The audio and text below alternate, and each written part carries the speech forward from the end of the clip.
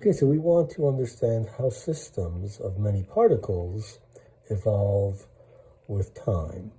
So we have a system, I don't know, it's a gas.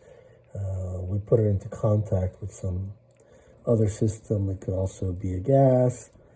Many particles, we allow them to interact. We create an opening.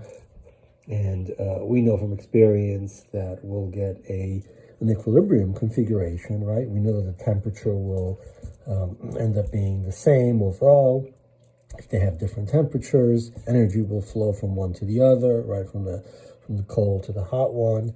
And we want to get a better understanding of this macroscopic property called temperature. And so we need to understand, as we mentioned, how this system is evolving over time, and in particular, the details of the particles as they're moving around over time, and the behavior of emergent properties such as temperature. So normally what we do is to consider a simple system to illustrate these ideas. So we look at, let's say we have coins. So let's say we have two coins, coin 1 and coin 2. And let's talk about the different sides of the coin. So you toss the coin up, and the coin can either end up heads or it can end up tails. So let's say that that coin 1 ends up having heads and coin number 2 ends up being tail. Actually, let's just assume they both end up heads first. So that's one possibility. It could be that this coin 1 ends up being heads and coin number 2 ends up being tails. And then it could be that this one is tails and this one is heads, and it could be that they're both tails, right? So these are the possible outcomes. There are 4, so let's introduce some nomenclature. There are 4 microstates, right? So this means that we are dealing with details. Okay, so we're looking at all of the possible details, looking at each coin, in other words. But there are also ways that we can describe these outcomes more generally. So, for example, notice that the H and T, right, for coin 1 and coin 2, and T and H for coin 1 and coin 2, we can say, although these are two different states in terms of details, in other words, they're not the same microstate, they both have one H and one T, right? So we can say that this is, in terms of a macrostate, a more general state, we can say that both belong to the same macrostate. Okay, so we're not specifying the details of each coin, but we're looking at a more general feature. And so we can say something like the probability. So given there's 50% chance that a coin ends up heads or tails, and then we can talk about the probability of, say, both coins being heads, right? And so that's just, we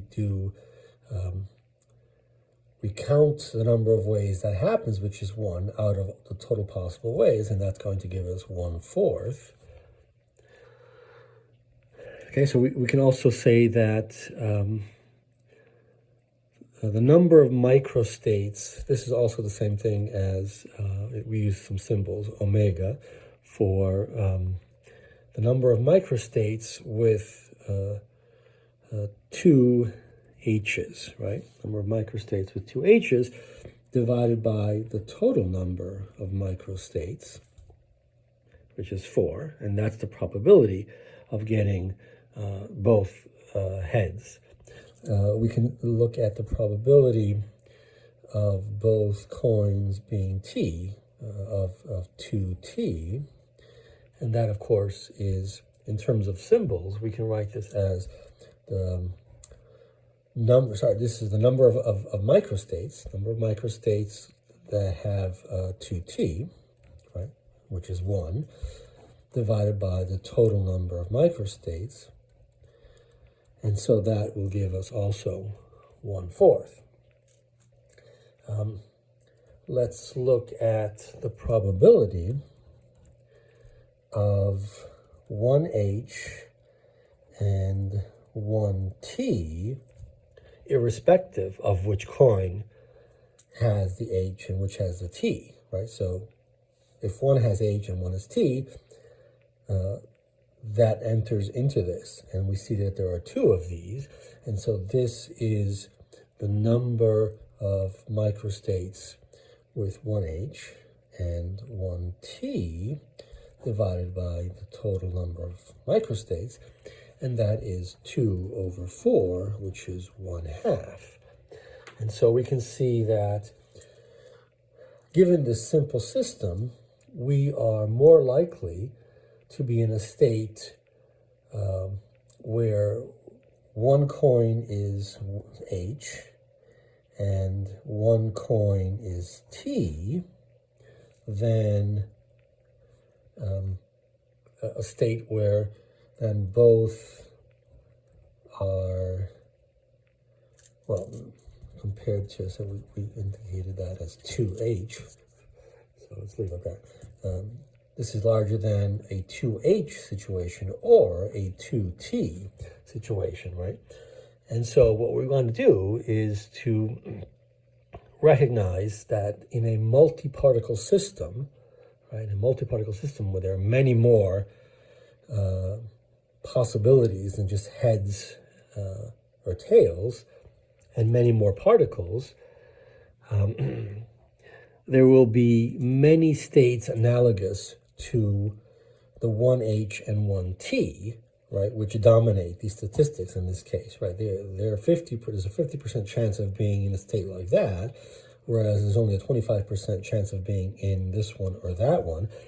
And we want to recognize that when we have a system like this, a realistic system with many particles and many different possible states for each particle, many different microstates, we will be able to recognize states like this that are overwhelmingly more likely, and that's the state that we will expect the system to be in.